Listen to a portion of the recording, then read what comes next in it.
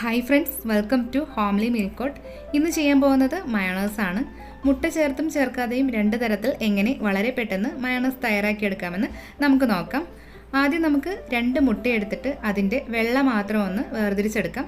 വേണമെങ്കിൽ ഒരു മുട്ടയുടെ മഞ്ഞ കൂടി ഉൾപ്പെടുത്താം, പക്ഷേ ഇവിടെ ഇപ്പോൾ വെള്ള മാത്രം ഉപയോഗിച്ചിട്ടാണ് നമ്മൾ ചെയ്യുന്നത്. ഇത് നമുക്ക് മിക്സിയുടെ ജാറിലേക്ക് ഒഴിച്ചു കൊടുക്കാം. ഇനി ഇതിലേക്ക് 2 അല്ലി വെളുത്തുള്ളി, ഒരു 1/4 ടീസ്പൂണിൽ താഴെ ഉപ്പ്, 1 ടേബിൾ സ്പൂൺ വിനാഗിരി കൂടി ഒഴിച്ചു കൊടുക്കാം. ഇനി ഇതിലേക്ക് വേണ്ടത് ഒരു 100 ml ഓയിലാണ്.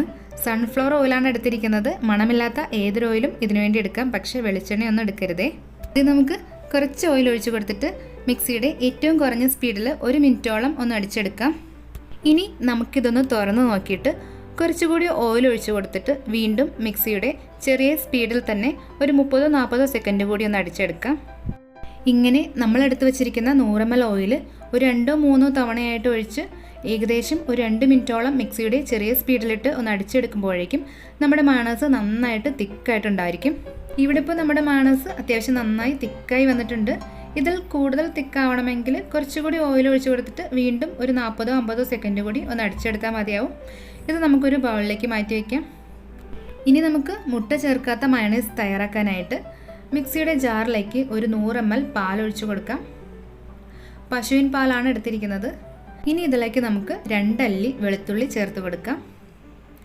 കൂടെ തന്നെ ഒരു 1/4 ടീസ്പൂണിൽ താഴെ ഉപ്പ് കൂടി ചേർക്കുന്നുണ്ട്. ഉപ്പ് നമ്മുടെ ടേസ്റ്റിനനുസരിച്ചിട്ട് ചേർക്കാവുന്നതാണ്.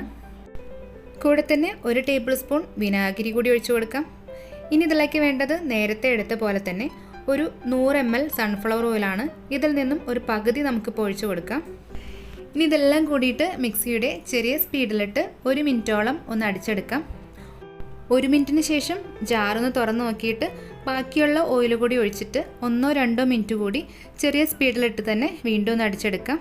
ഇതുപോലെ 2 തവണയായിട്ട് ഓയിൽ ഒഴിച്ചു കൊടുത്താലും മയോണൈസ് നന്നായിട്ട് തിക്കായി റെഡിയായി കിട്ടുമെന്ന് കാണിക്കാൻ വേണ്ടിയിട്ടാണ് 2 തവണയായിട്ട് ഒഴിച്ചു കൊടുത്തത്. ഇതാ കണ്ടില്ലേ, നമ്മുടെ മയോണൈസ് നന്നായി തിക്കായി വന്നിട്ടുണ്ട്.